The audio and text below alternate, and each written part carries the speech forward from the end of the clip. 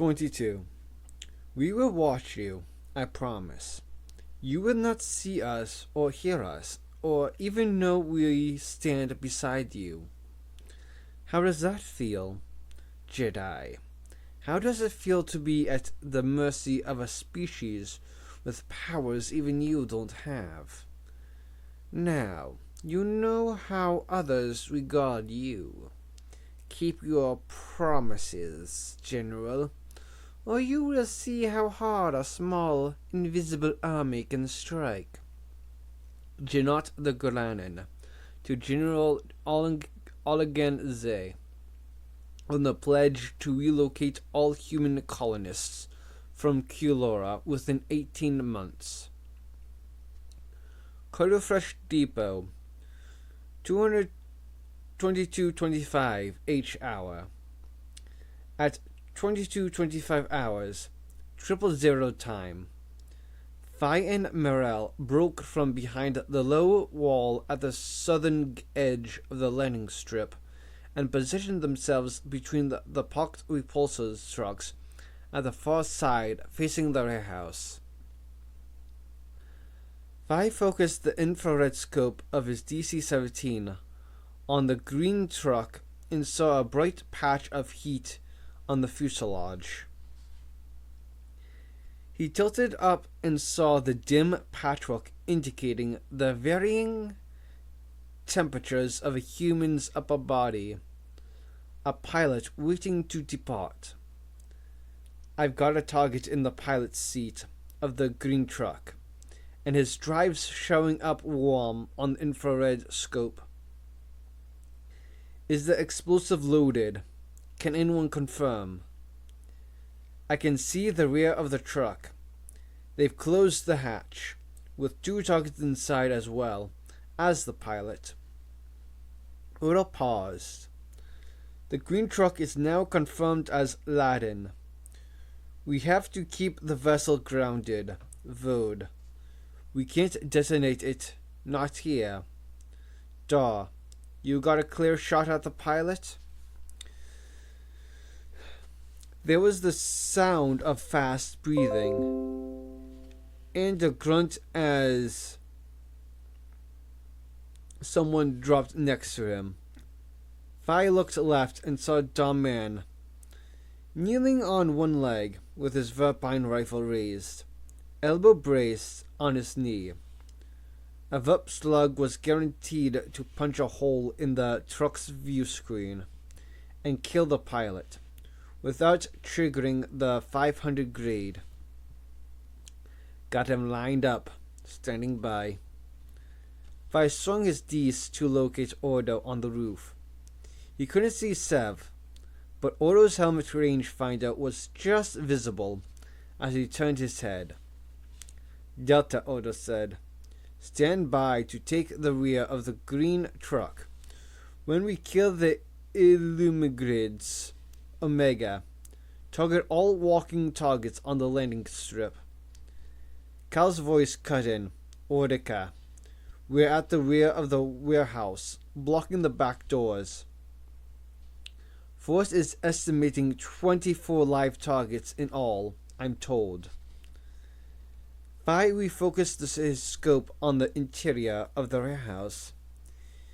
He could see at least 9 men and women scurrying around inside, and 2 more visible via infrared, ripping open crates and bundling small boxes and plasters into bags.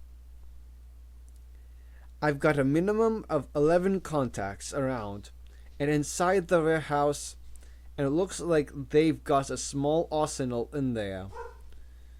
Good news is that it's just one big empty space, with partitioned offices down one wall. Once the lights go out, they'll batten down. Sev cut in. I've got 2 loading what looks like TC-15 rifle cases into the small red airspeeder on the northern perimeter fence. 6 of the trucks look warm and ticking over in my infrared, Murdo said. Can't see any activity in the rest of the speeders. There ought to be 4 ready to fly.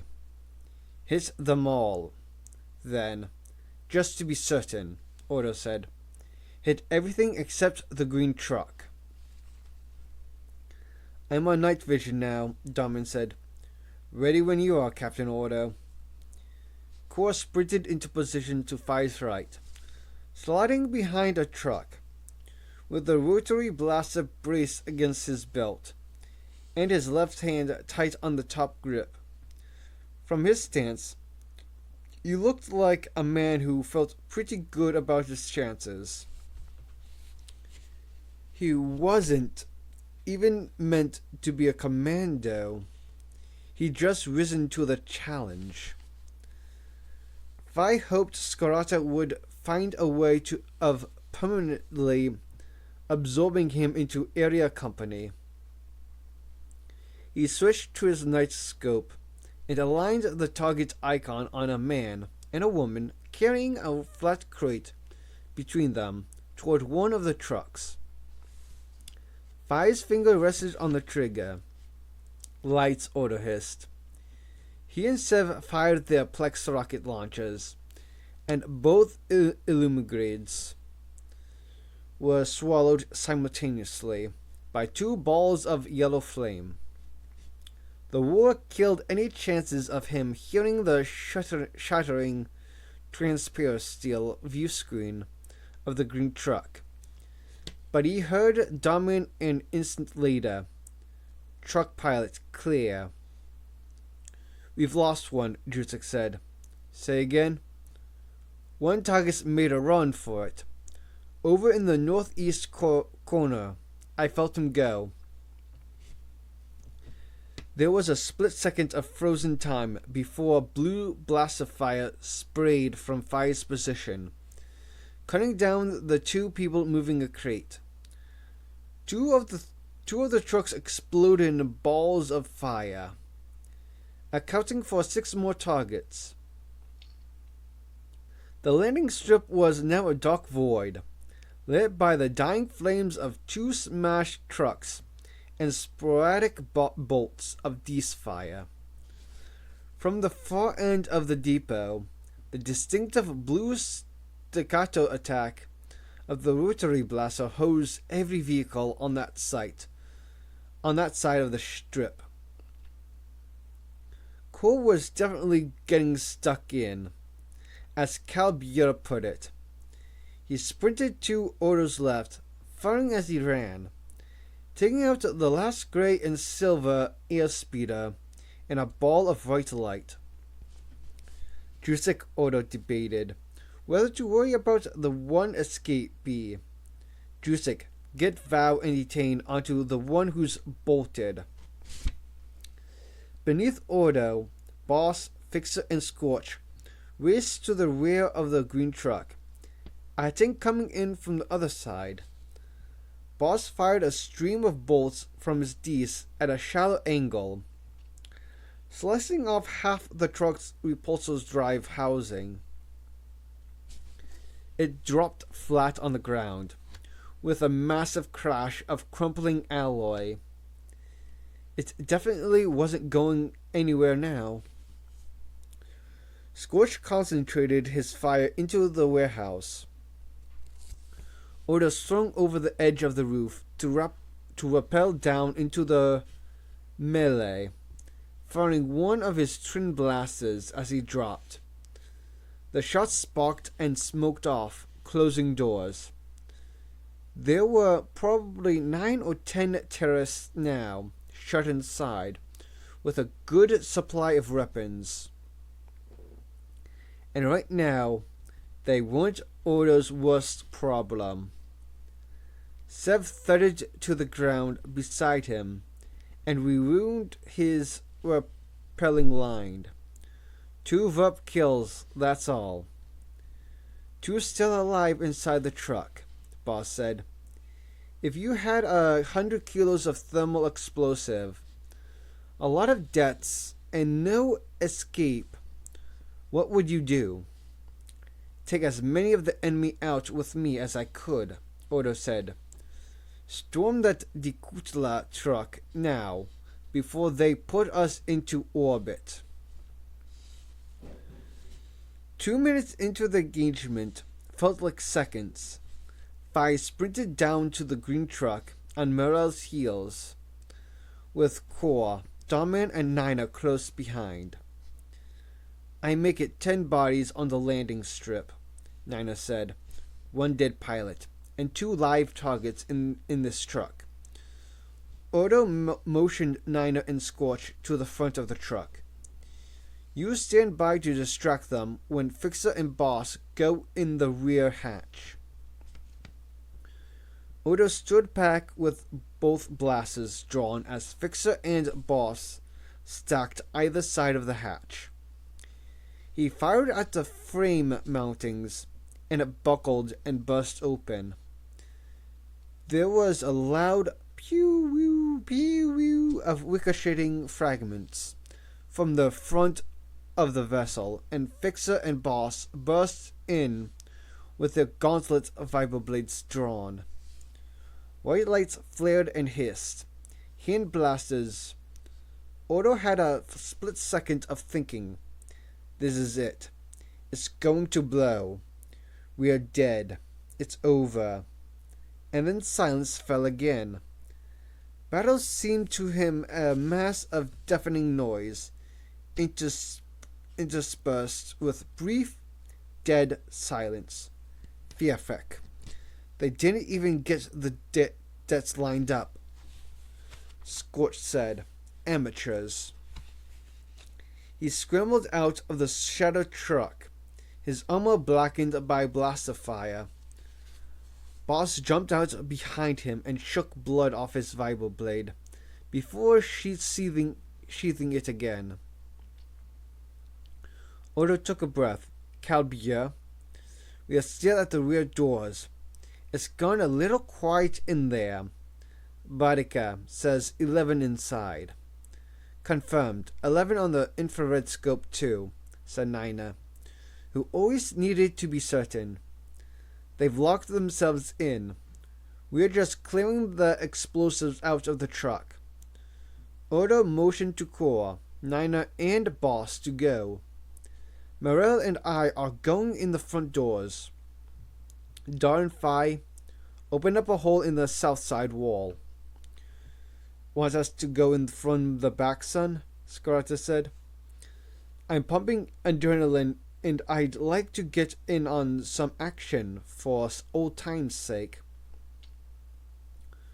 Remember, you don't have Catan armor, Odo said, instantly more worried for Calbier than anyone alive. Scarata snorted. Remember, you're not wearing Mandalorian iron. Odo gestured to Morel. His brother brushed a dusting of debris off his blue lieutenant's pauldron and reached over his shoulders with both hands to draw the massive zip quad blaster strapped across his back. In 3, Odo said. What happened to in 5? I just ran out of patience. Scarata held up his verpine in his left hand, knife in his right, listening as Jusik drew his lightsaber, a Jedi Knight in a Mando helmet. Barca, I'll take that image to my grave.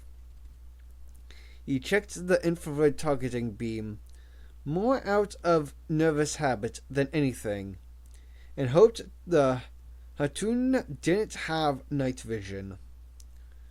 The deafening double-trip hammer of Morel's quad blaster shattered the brief calm, and the rear doors were blown open. There was an explosion and a pounding rain of debris from the side of the warehouse. For a moment, Scarata thought the doors had been blown out by the blast, but Jusik punched the air as if it was a rather clever touch. Fairfeck. So that's the Force, is it? There was no light spilling out of the doorway. Then someone inside the warehouse ran for the doors, and a grainy figure shot through his night vision display. Scarata reacted instantly, without thinking, charging at him and smashing into his face with an armored elbow, then bringing his knife up hard under his ribs before he could even fall backward. It was only when he aimed the verp in his next breath and concentrated on the face in his head for a second that he realized it was the woman who had called him a Mandalorian thug. He fired the gun before he had even thought of a suitable retort. War was like that. You really thought of something satisfying to say until days later, if you had anything to say at all. 10 on the infrared, Nina said. Infrared told you who was still warm. Infrared couldn't tell you who was alive. Scarata preferred to track movement alone. Grenade! Cover! Atten yelled. The shockwave lifted Scarata and left his ears ringing. He was sure he was outside the doors, but he was now inside, and Jusik hauled him cleanly to his feet with one arm. He couldn't hear the comlink clearly now. The rapid hammering of a rotary blaster started up and then stopped abruptly. For a man trained in the delicate art of bomb disposal, Cole had seized on the crude technique of spraying 6 barrels with some enthusiasm. Grenade. Another explosion shook the warehouse. Man down. Someone was cursing. Sev, Scorch, and Odo yelled. Pull back. Clear the building. Scarata sprinted after Jusik, following the green glow of his lightsaber. As they cleared the doors, a massive whoomp punched Scarata simultaneously under the soles of his feet and in his back. He almost lost his balance. Silence descended. Scarata strained to listen. Lots of scattered patches of infrared. That sounded like Nina. And no idea what's alive and what's just warm. Scorch, you're okay? Yeah, really. Just shook me up. That's it, Jusik said. I'm coming back in, Ordo. He spun around and ran back into the warehouse. Scarata followed him. I can find the live ones. Leave it to me. The warehouse was now almost in darkness and silent except for the ticking, creaking, and crumbling sounds of settling debris and cooling alloy. The air stank of ozone from discharged blasters, and from the animal scent of shattered bodies. Nothing moved. This was taking hours. Scarata was sure. No, this was minutes. His brain had slipped into the unreal time frame of combat. Jusik's green lightsaber left an eerie trail. He didn't seem afraid of drawing fire. He just batted away like an annoying insect. Scarata was sure. I can feel 3 lives. Well, they'll know the Jedi are on the case now. Scarata imagined laying on that floor in the dark, silent. Chaos. Probably deafened, certainly injured, catching glimpses of movement as soldiers stalked the room. The commandos had killed their visor lights, and Phaeton and Darman were nearly invisible in their black armor even to him. It must have been terrifying. He'd hidden from soldiers 6 years old and scared enough to wet his pants. Now you know what it's like, Hotun. Someone made a sound, a little half word, and it sounded like please. Scarza swung his verpine in the direction of the noise. He saw a man kneeling with hands raised. Fairfax. He didn't want to take prisoners. That was the last thing they needed. He heard Drusik swallow hard. Get over by the wall, Drusik hissed. He was gesturing at the person, who seemed to be surrendering. Could the Hotun even see the Jedi? Get over by the wall. Then Darman's voice cut in. Sarge, down, flame. Scarata swung around and dropped to his knees, just as Drusik ducked a sheet of white-hot, roaring liquid flame that lit up the shadowed warehouse and overwhelmed his night vision for a split second. It pumped out in shallow arcs, and Darman took it full on. Commandos and troopers leaped back instinctively, and Scarata felt the heat even through a layer of ancient Mandalorian iron. Darman was illuminated like a jet-black statue, rifle still raised, enveloped in blazing liquid. He didn't even scream. Scarata found his body responding without intervention from his brain as he pumped verpine rounds in the direction of the flamethrower. Someone fell. The stream of fire stopped. The thunk of a power cell being slapped onto a blaster diverted him from the terrible spectacle of Darman burning like a torch as someone, Nina, rushed to roll their brother on the ground in a bid to smother the flames.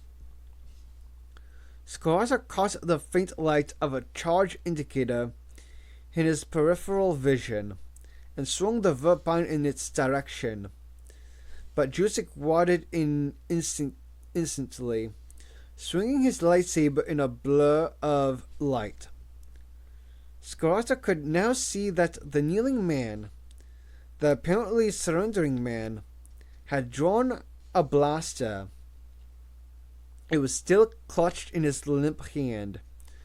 For some reason, that feint angered Scarata more than anything. All clear, Drusik yelled. Da. He looked up at the ceiling. Hang on, Da. Khitan armor could withstand high temperatures, but the burning chemical had coated Darman's plates. It was resisting attempts by Nina and Sev to smother it with bundles of sacking they had grabbed. Scarata went to throw his jacket over him. Suddenly, a fine sticky rain filled the air. The fire control system had kicked in. I'm glad that worked, Drusik muttered. A white cloud of hissing gas enveloped Darman, and the warehouse plunged back into darkness. The blaze was out. Fire retardant rained from the ceiling. Scarata squatted over Darman, edging Nina and Ordo out of the way. His armor was still radiating heat. Son, are you okay? Sarge. Are you hurt? Not really. Made me blink a bit, though. That liquid's nasty stuff. Darman's plates were hissing audibly as they cooled. His voice was shaky. Thanks. Is this your handiwork, Boudica? Scarata helped Dawnman to his feet. His plates were hot to the touch. Did you activate the fire system? I'm not just good for blowing stuff up, Drusik. Drusik picked his way through the rubble and shattered Durasteel, boots crunching, then stopped dead. That's it, he said quietly. Definitely nobody left alive. The kid seemed remarkably calm about it, or at least his voice was under control. Dawnman dusted himself down, and Odo handed him his dice. 8 helmet spot lamps flared into life and swept the interior, highlighting a scene of smoking wallboard and things Scarata had seen far too much of on too many battlefields. One beam jerked up toward the roof. We blew the Shabla roof half off, Boss said. Last time I rely on infrared. Kandoshi Boudica. He's better than a scope any day. Is this it? That was Fix's voice. All that and still we don't get to see them. At least you can see droids. They come at you, these scum. You want to look, Nervad? They're just so ordinary. And now they're so dead, said Sev. Odo cut in. We're done here, Vode. Time to go. He put his gloved hand on Scarata's shoulder. 9 minutes, Calbia. Could have been faster, but it's done. Let's go. Scarata caught Dawnman's arm and followed Drusik. I can still fight. I'm still pretty good.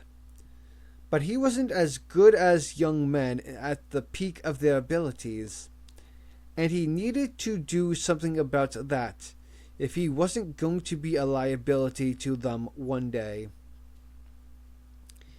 He'd worry about that later, like his ankle. Now they had to wait on Val and Etain, who were still out hunting. Quadrant F-76, somewhere north of the Corufresh Depot, 2305 hours, 385 days after Geonosis.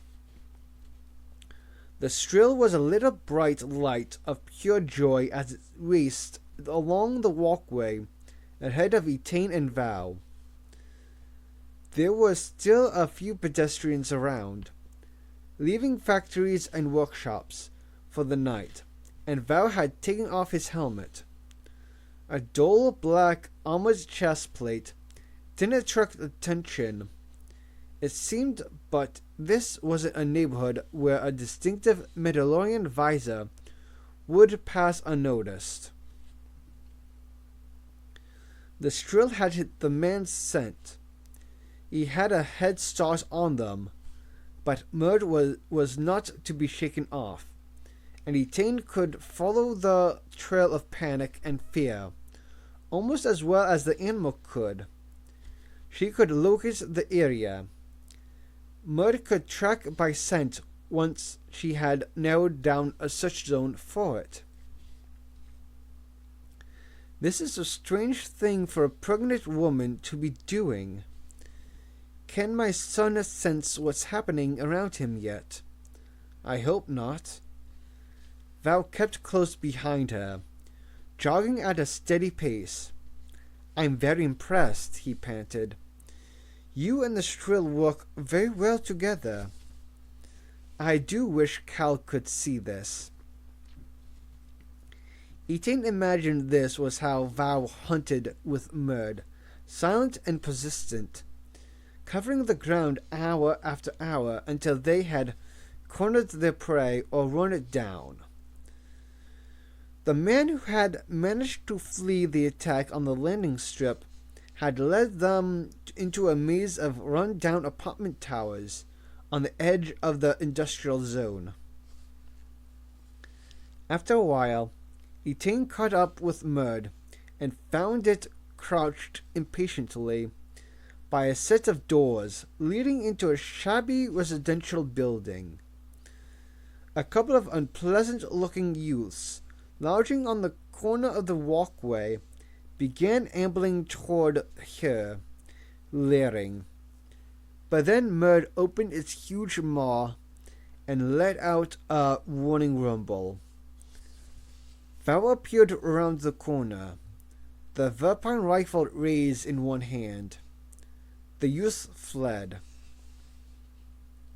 And they say young people today have no intelligence, Val said. He took a hand disruptor out of his belt and thrust it into the door panel. The doors parted. In you go. Murd raced ahead and skidded to a halt at the turbolift. Turning its head to gaze pleadingly at its master, Val put a finger to his lips and pointed up.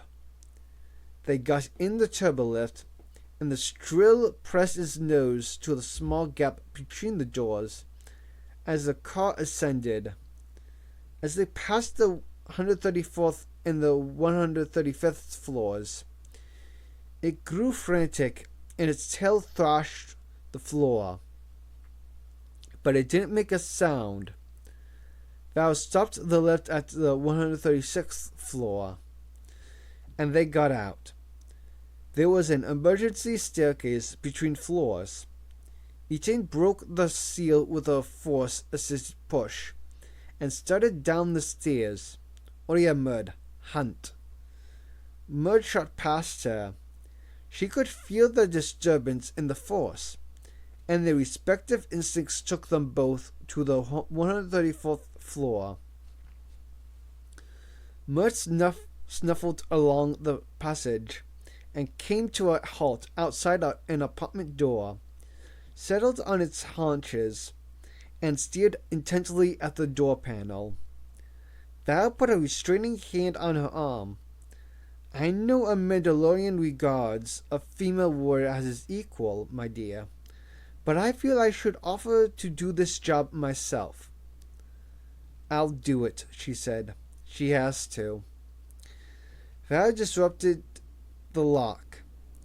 The Strill ran into the hallway, almost flat to the floor, and Etain followed it, drawing both lightsabers. It occurred to her that she might have stumbled upon a family here, and then been presented with a dilemma. A Jedi with 2 drawn lightsabers, a room full of witnesses, and a cowering terrorist. What would I do?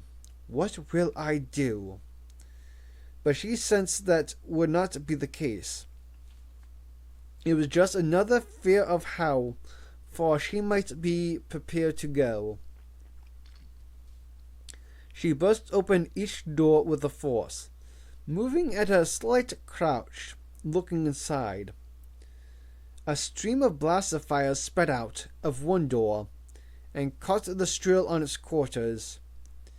Etain heard Val gasp. Murd shrieked and spun around, one leg dragging, and then made to go in after its assailant. But she held out one arm, and it stopped dead. Leave Murd, she whispered. Etain took a breath, then stepped into the room to meet another hail of blaster fire. She crossed the blue blaze of energy and batted the bolts aside with a parting motion of her arms. I didn't know I could do that. It was pure instinct, drawn from deep within her, and many years in the past. She lunged forward for the kill. As always, she saw little and felt nothing tangible. No shock up her arms, no resistance as she swept the blades. But she felt the force change. A brief light blazed and died. She tumbled. She thumbed off Master Folio's lightsaber and slid it into her tunic, one-handed while keeping her own drawn, just in case. She sensed nobody else. Mud limped into the room after her, and she knew it was looking up into her face, even though there was only the scattered light through the window from a city that was never completely dark. "Oh yes," she whispered, not knowing quite what the command might mean in this case. But Mud rumbled quietly and sprang out onto the body of the man she had killed. She shut down her lightsaber and walked out of the apartment, and Mud limped out a few moments later, crunching happily. She didn't look too closely at what it had in its jaws. It swallowed noisily. "Poor Mud," Val sighed. "Here, baby, come here." He scooped the strill up in both arms and carried it to the turbolift. One of his legs had been seared raw by the blaster. Etain opened her comlink. "Cal, everyone is accounted for." "Good work," Cal's voice said. He sounded tired. "See you at the RV point." Mud let Etain place her hands on his legs to heal it as the lift made its way down to the ground floor. Val carried it all the way back to the speeder. It was a big, heavy animal, but he refused to let it walk. Etain took it on her lap and eased its pain as Val started the speeder, and they headed for the RV point. There seemed to be nothing Val wouldn't do for Mud. He loved that animal. RV point, 2 kilometers from Corufresh Depot, 2320 hours, 385 days after Geonosis. The strike team rendezvous at a droid-operated construction site to the north of the depot. The droids needed no lights to work by, and the presence of a few strangely dressed humanoids in the near darkness would draw no attention. Scarata counted the 6 speeders back in, guts churning until the last of the speeders arrived, with Merrill and Kor astride. Kor was clutching the rotary blaster like a long-lost friend. "Good lad. I'll shift Coruscant and all its rotten moons to hang on to him. Zay. We can always train more troopers as commandos. Just watch me." "All thermoplastoid accounted for." "Yes, Sarge." Boss leaned against the bodywork of a speeder. "Want to check?" "I trust you to count." "Odo can slip that back into stores tomorrow, after it's been neutralized." "What's the final score?" Fi said. Niner eased off his helmet. Even with the environment control inside his sealed suit, he looked as if he'd shredded out an ocean. He rubbed his face slowly with the palm of his glove. I think we took out 26 bad guys." 24 at the site," Murrow said. "We swept the site and did a tally. It was a bit hard to tell in some places, but we logged the blasters that had been fired by their EM traces. So I say 24. "Plus Pariv and our friend in the apartment blocks," Etain said. "Definitely 26, Drusik was subdued. I felt them." "Okay, shiny boys, 26. Hatuni nil," Kor said. He was picking up Mendora fast. I call that a home win. Drusik stood staring into the inside of his helmet as he held it in his hands. No witnesses left standing, just a nasty argument between crime gangs. You'll never get any public praise for this, Skrata said. But let me tell you now that every last one of you made me a proud man. He looked down at the strill, limping on one of its 6 legs, as it circled Val, grumbling deep in its throat. Even you, Murd, you sticking heap of drool. The strill looked up at Etain and made a musical robbling sound. She wrapped one arm around Dawnman's waist, head resting on his chest plate, with her eyes closed. But she opened them and watched Murd. Murd likes you, Val said. You took care of it and let it have its kill. Val gave Dawnman a weary slap on the back. She has a way with dumb animals, Nevad. An exhausted silence settled on the team. The droids labored around them, carrying girders, stacking durslast sheets, oblivious. If anyone thought wild celebrations followed operations like this, they were wrong. The instant elation of seeing a vessel go up in flames or an enemy drop from a well-placed shot was very short-lived. The hyper-alertness of adrenaline lingered for a while, and then was swallowed up quickly by fatigue and a sense of void, of odd purposelessness, of looking for the next task. The adrenaline had to drain away. They'd be back to normal after some rest. Skrata was determined they'd get some. Let's get back to base, he said. We can clear out of Kribuz in the morning. He got no response. Anyone hungry? Maybe an ale or two. Freshers, Nina said. Shower. Who's on watch roster tonight? Me, Val said, before Skrata could open his mouth. Go on, Bardan. You head back with Etain and Murd. I'll take Cal. Skrata hauled himself onto Val's speeder.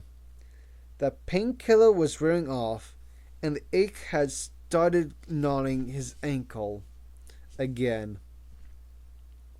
He opened his comlink and called Jailer Obrim. Cal here. How's it going? Obrim sounded as if he was in the middle of a riot. There was a lot of shouting in the background, and then a loud, muffled whoomp. Commandos weren't the only ones who laid charges for a spot of rapid entry then. Busy, said the CSF captain. We've pulled in around 66 suspects so far. Pretty low on the food chain, but they led to all kinds of other people CSF has an interest in, and they're off the streets for a while. He paused as another loud whoomp interrupted. I don't know where we're going to put them all, though. The lockup is filling fast. Never had that problem. Our targets don't get out on parole either. I'll bet. You all okay? No serious injury. Everyone's walking. Quite a mess for you to clear up, though.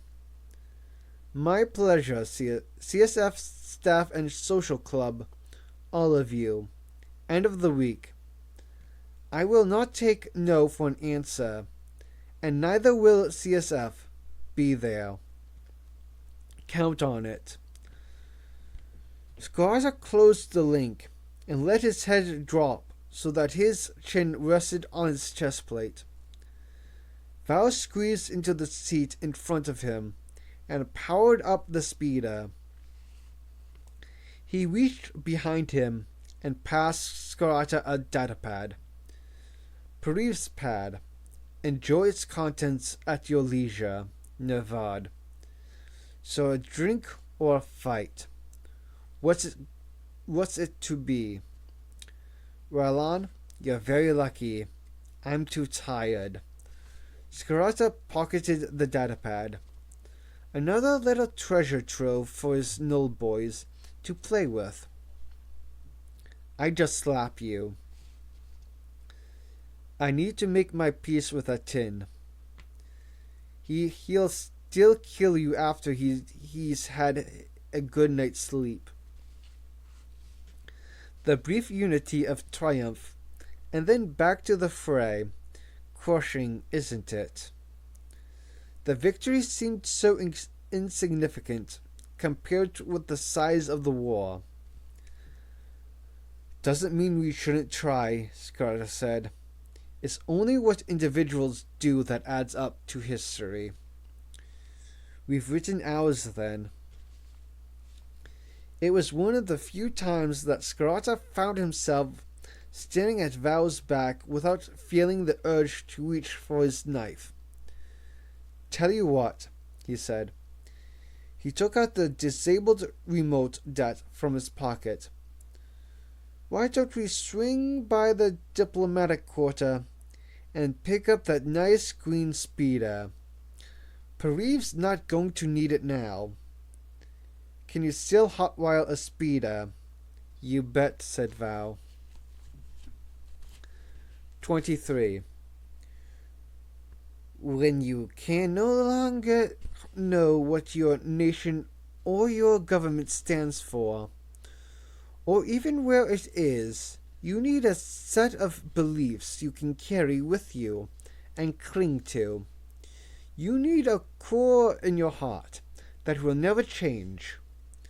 I think that's why I feel more at home in the barracks than I do in the Jedi Temple. General Borden Jusek, Jedi Knight. Operational House, Kubu's Hut. 15 hours. 386 days after Geonosis. The suite of rooms on the top floor of Kubu's hotel looks like inventory day in the guard equipment stores. I stepped over stacked piles of armor and packs of 500 grade plastoid explosives and flopped into the first chair he found. You going to sleep in that bucket? Murda said. Fai took the hint and popped his helmet seal, inhaling warm air scented with sweat, stale carpet, calf and strill.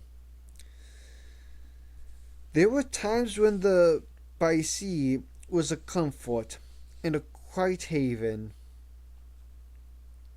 insulating him from the world, and he felt in need of that now, for reasons he didn't understand or want to think about. Morel sat at the scratched, battered table, unwrapping packs of thermoplastoid and working a colorless liquid into them.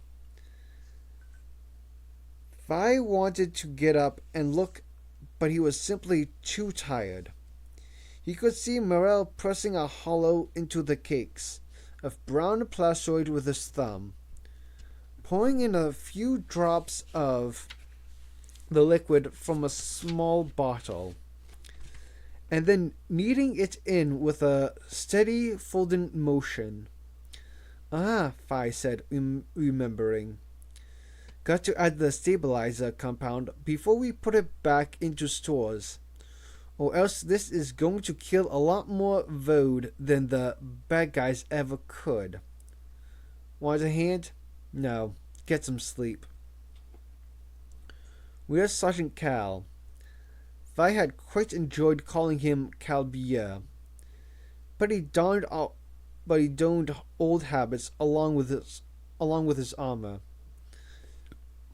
I hope he hasn't knifed Val.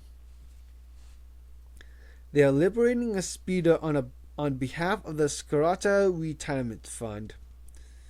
Come on, he'll never retire. He still wants the speeder.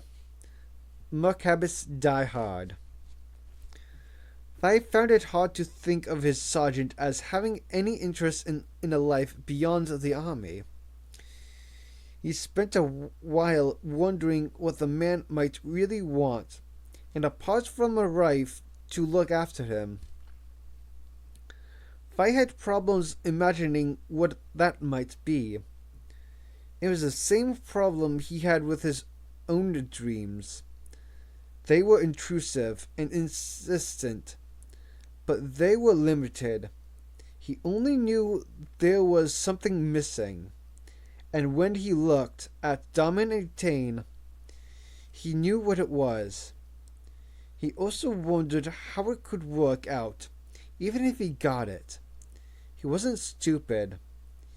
He could count and calculate odds of survival. Good night, Navad.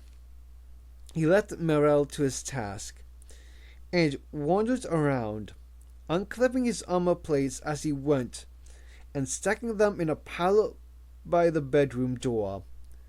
Black bodysuits and briefs hung drying on every peg and rail. However exhausted they were, the squads still washed their kit conscientiously.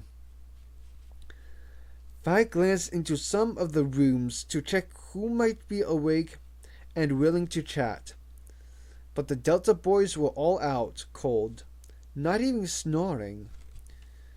Nina and Cora slumped in chairs in one of the alcoves with a plate of half-eaten cookies sitting on the small table between them.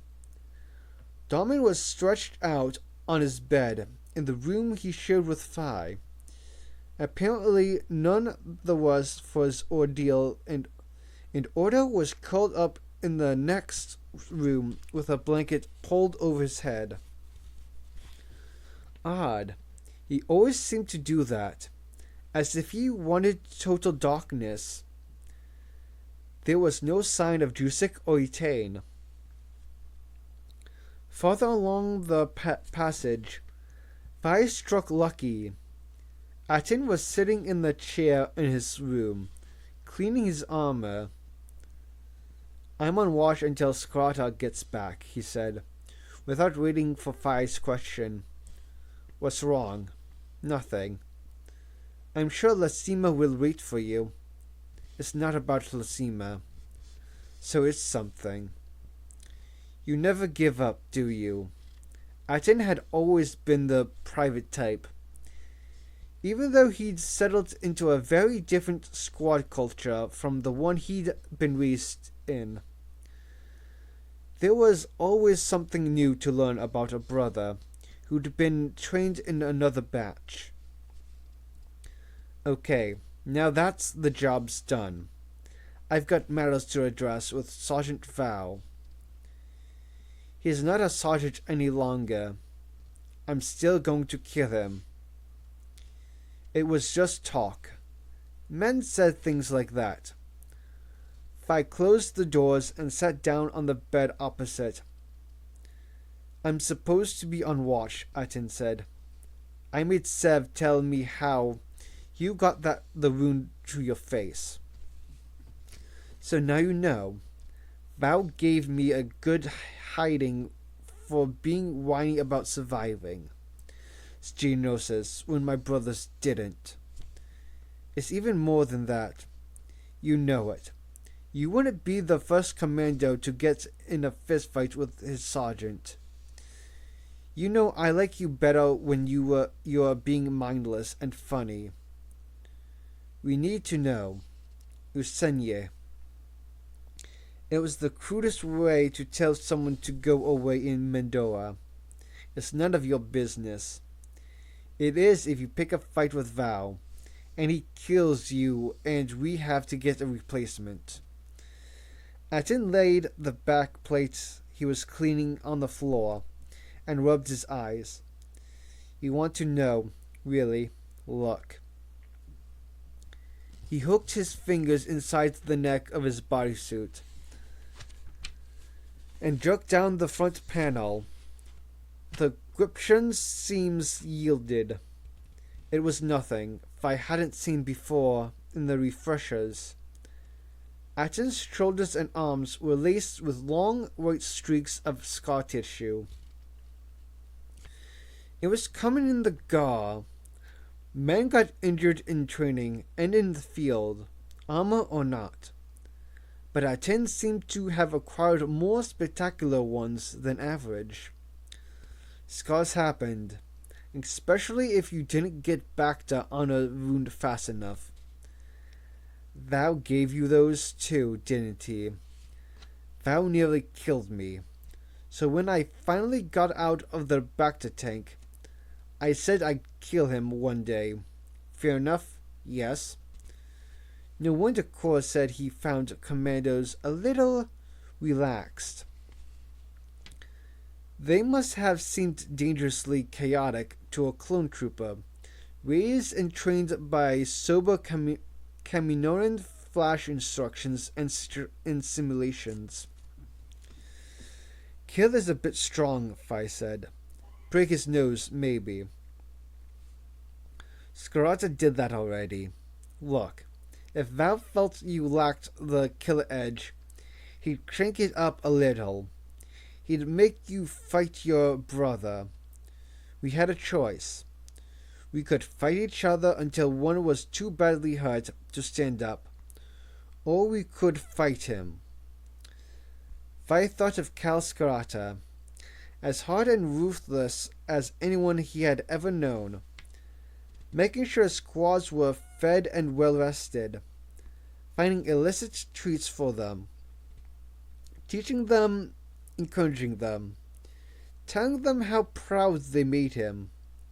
It seemed to work pretty well, and, said Fi, I opted to take on Val. He had a real Mando iron saber, and I was unarmed. I just went at him. I never wanted to kill so badly in my life, and he just cussed me up. And Scarata beat the Osik out of Val when he found out. They never did get on, those two.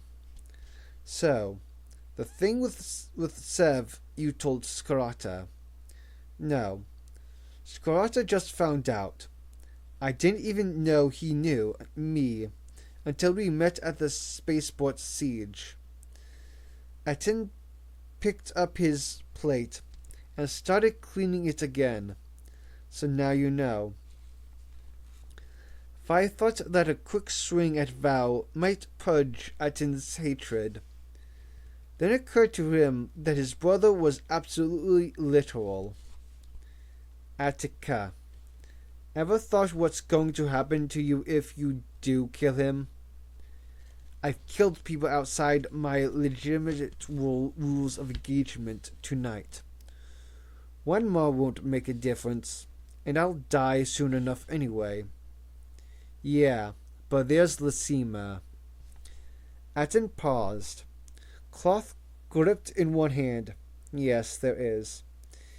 And how are you going to kill Val anyway? With a blade. He picked up his right gauntlet and ejected the blade with a loud shunk. The Mando way. This isn't bravado. Fi struggled for a moment, wondering what the right thing to do might be. He's really going to do it. Fi decided he'd wait near the doors to the landing platform, ready for the moment that Val walked through them. Etan found sleep impossible. She sat out on the landing platform with Jusik, meditating. For all the violence of the day she had put behind her, she found a serene core within her that had never been there before, the inner calm she had sought so many years through study and struggle. All I had to do was have a life beside my own to care for. That is the true detachment we ought to seek, putting another person above ourselves, not denying our emotions. The attachment to self is the path to the dark side. The intricate silver threads of a child in the Force were more complex now, more interconnected. She sensed purpose and clarity and passion. He would be an extraordinary person. She could hardly wait to get to know him. And when it was the right time, she would explain what she sensed to Daman. She imagined the joy on his face. She brought herself out of the trance, and Drusik was standing a few meters away, looking out over the ravine of towers in the directions of the Senate. Bardan, I have a question I can only ask of you. He turned and smiled. I'll answer if I can. How do I tell Daman in Mandalorian that I love him? She waited for Drusik to express some shock or disapproval. He blinked a few times, focusing on a non-existent spot a few meters ahead. I don't think he's completely fluent in Mandora. The Knolls are, though. I don't want to declare my love for Ordo, thanks. Okay. Try Ni Kartali Gar Darusum. She repeated it under her breath a few times. Got it. It's the same words as to know, to hold in the heart. Karteler. But you add Darasum, forever, and it becomes something rather different. That tells me a great deal about the Mandalorian view of relationships. They believe that complete knowledge of someone is the key to loving them. They don't like surprises and hidden facets. Warriors tend not to. Pragmatic people. A pity we Jedi weren't better friends with them. Then we could enjoy being pragmatic together. You haven't lectured me on attachment, thank you. Drusik turned to her with a broad smile that could only have come from being at complete peace with himself. He indicated his body with a flourish of his hands.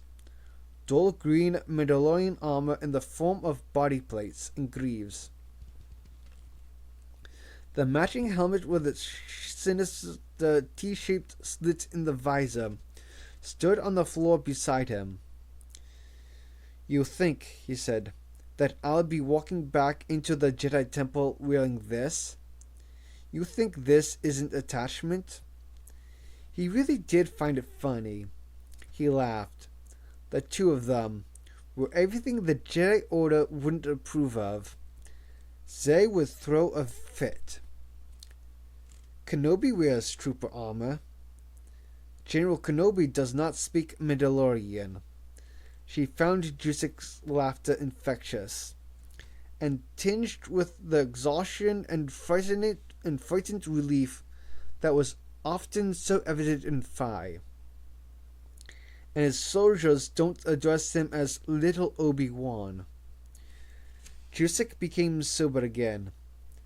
Our code was written when we were peacekeepers. We've never fought a war, not like this, not using others. And that changes everything. So I shall remain attached, because my heart tells me it's right. If remaining a Jedi means that it is incompatible, then I know the choice I'll make. You've made it, Etin said, and so have you. He made a vague gesture in the direction of her belly. I can sense as much. I know you too well now. Don't. This is going to be very difficult for both of you, Etain. Daman doesn't know yet. You're not to mention it to anyone, promise me. Of course I won't. I owe Daman a great deal. All of the men, in fact. You're going to kill yourself trying to live up to them. Then that's fine by me, said Jusik. Jusik didn't want to be a peacemaker. If the Force hadn't manifested itself in him, he could have been a scientist, an engineer, a builder of astonishing things. But he wanted to be a soldier. And Etain had to be one too, whether she wanted to or not, because her troops needed her to be one. But as soon as the war was over, she would leave the Jedi Order and follow a harder but sweeter destiny. Scarata set the green speeder down on the landing platform with a certain amount of satisfaction. He'd get Inaka to change the color and make it disappear from the licensing system. But that was routine work for her. She was furious at having to pick up so many of the team's speeders, sometimes abandoned when they had no choice. But a few extra credits would soothe her. Val eased out of the hatch on the passenger's side, and Merge lopped up to him, rumbling and whining happily. I'm going to treat myself to a glass of Tiha, Scarta said. If the Strill wants to sleep inside tonight, it's welcome. I might join you in that drink. Val scooped Mert up in his arms again. Not a textbook operation by any means, but the men put a decent dent in the opposition in a very short time. It almost felt like a civilized relationship. It felt that way right up to the moment the doors opened and they almost stumbled over Phi. He held out both arms as a barrier. Sarge, Atten's in a foul mood. He turned to Val, who set Mert down on the carpet and removed his helmet. I don't think you should go near him, Sergeant Val. Val just lowered his chin slightly and looked resigned. Let's get it over with. No. Phi, this is between me and him.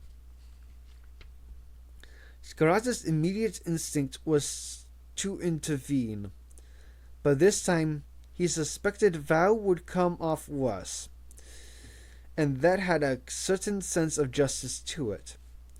While he respected the man's skill and integrity, he loathed him at a gut level for his brutality, and for him, that erased all the virtues in Val. He said he did it for their own good. It was to reinforce their Mando identity, to save their lives, to save their souls. His lads even believed it. Scarata never would. I've been waiting, Sarge, said Atten's voice. Scarata pulled Phi back. Oda and Morel, still working on neutralizing the booby-trapped thermoplastoid, looked up, wary, waiting for a signal to get involved. He gave them a discreet shake of the head. Not yet. Leave it. Aten wore his right gauntlet and his bodysuit. He extended the vibroblade from the knuckle plate and held his fist up at his shoulder, then sheathed the blade. If that Strill starts on me, I'll take it out too. It was a side of tin that Scarta had never seen before, but one that Val had built. It was the little bit of Django, The gene that said stand and fight, don't run. Another genetic tendency that could be nurtured and developed and trained into something much bigger than itself. Val held his arms at his sides and looked genuinely frustrated. Aten never understood why he'd done it, and neither did I, Skarda thought. You save a man from being Domanda by teaching him his heritage, not by making him into a wild animal. Val's voice had softened. You had to be Mando, Aten. If I didn't make you Mando, you might as well have been dead, because you wouldn't exist as a Mando aid, not without your spirit and your guts. He was almost apologetic. You had to be able to cross that threshold and be ready to do absolutely anything to win. Fairfeck, if stupid Jedi hadn't used you as an infantry on Geonosis, every single one of my Commando batch would be alive today. I made you hard men because I cared. Skarza was glad Val didn't use the word love. He'd have put his own knife in the man's guts if he had. He stood clear, hauling Vi away by his arm, and Aten surged forward to seize Val by his shoulder plates and headbutt him. Val staggered back a few steps, blood pouring from his nose, but didn't go down. Mert squealed frantically and went to defend its master, but Val sent it back with a hand command. Odessi Merd, I can handle this. Okay, handle this, Aten said and swung a punch. It was hard to fight a man in Mandalorian armor, but Aten, true to his name, was going to do it. His blow caught Val just below the eye, and he followed it up with a ferocious lunge to slam him against the wall and press his arm across his throat. Val reverted to animal instinct and brought his knees up in Aten's gut, driving him far enough back to smash his elbow into his face. Do I stop this? Can I? Skarata stood ready. The blow stopped Aten for a few seconds. Then he just came straight back at Val and charged into him, knocking him flat and pinning him to the floor, pounding away at him with his fists, hitting armor as often as flesh. By this time, the noise of bodies and the shrill squeals of protest had woken people, and Jusek came running just as Aten ejected his vibroblade with a sickening shunk and had it raised, elbow held high, to punch it into Val's exposed neck. The two men flew apart as if in a silent explosion. Aten cannoned into the table, and Val was rolled back against the wall. There was a stunned moment of silence. This stops now, Jusek yelled at the top of his voice. That is an order. I am your general, and I will not tolerate brawling, do you hear? Not for any reason. Get up, the two of you. Val obeyed as meekly as any new recruit. The two men struggled to their feet, and Aten stood to attention, out of long habit.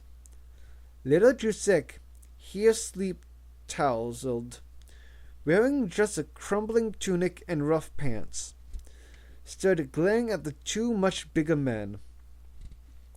Skarza had never seen the force used to break up a fight before. It was as impressive as ripping open that door.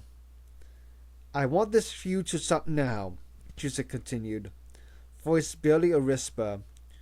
We have We have to have discipline, and I can't let you harm each other. We have to be united. Do you understand? Yes, sir, Aten said impassively. Blood streaked across his face. Am I on a charge now, General? No. I'm just asking you to put an end to this for all our sakes. Aten was calm, reasoned once again. He didn't even seem out of breath. Very good, sir. Val looked shaken, or at least as shaken as a man like him could be. I'm a civilian, General, so I can do as I please.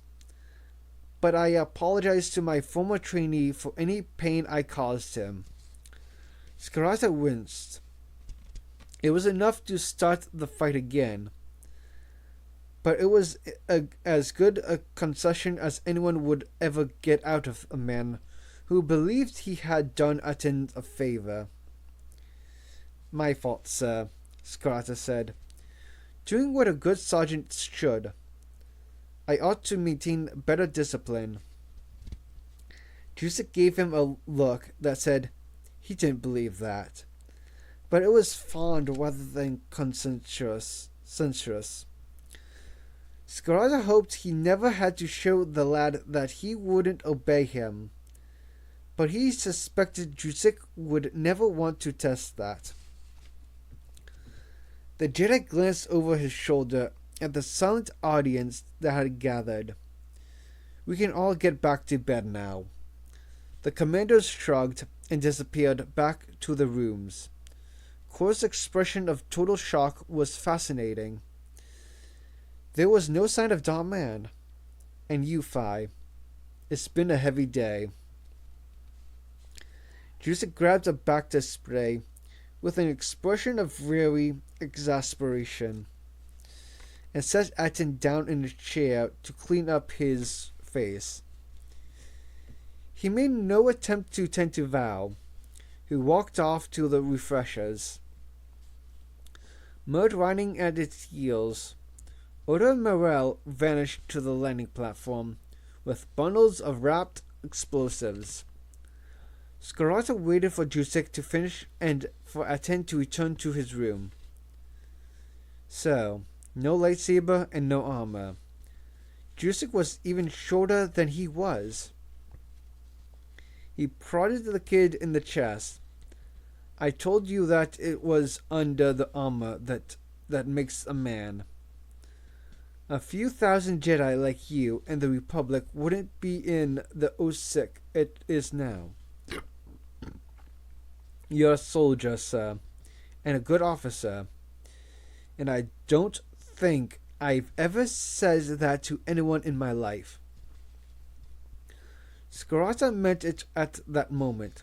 It didn't make him love Jedi as a kind any the better, but he was very fond of Boudica, and would look after him.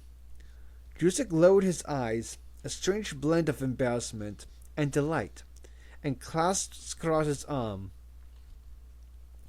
I want what's best for my men, that's all. Scarata waited for him to shut his bedroom doors and went in search of the bottle of Tihar, and that rarest of things in Kribu's hut, a clean glass. He wrenched the stopper out of the bottle and slopped a little into a chipped goblet. He couldn't identify which fruit it had been distilled from this time, and it didn't taste that good. It never had. But more often than not, it got him to sleep. He let it burn the inside of his mouth before swallowing, and sat in the chair nursing the glass in his cupped hands, eyes closed. I hope Aten's found some kind of peace from this. He thought he detected a faint hint of jewel fruit in the Tihar. 4 million credits. That was satisfying. Far more than any bounty or fee he had invested over the years on Alago.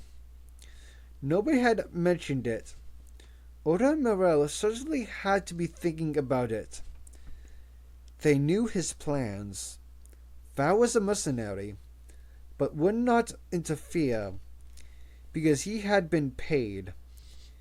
Etain might ask questions too, but the commando squads had little interest in the realities of economics. Clones didn't get paid. They never coveted possessions because they had been raised with nothing to call their own. Even Fai's desire for Geshoken's fine Mando armor and his lad's general lust for Verpine rifles was a blend of pragmatisms and the Mandalorian culture values that he had taught them himself, not basic civilian greed. In a copy of a restricted treasury datapad to play with, and Pariv's pad to pick over, I'll have Morel copy it before I give it to Zay. Or give most of it to him, anyway. He opened his eyes, aware of something standing over him. Odo and Morel stood impatient and excited, looking much more like normal young men, having a lock than efficient, disciplined, deadly soldiers. Morel grinned, unable to contain his glee. Want to hear about Kosai Kalbia? She's turned up again. Scarata drained the glass. This was what he wanted most. I'm all ears, Adike.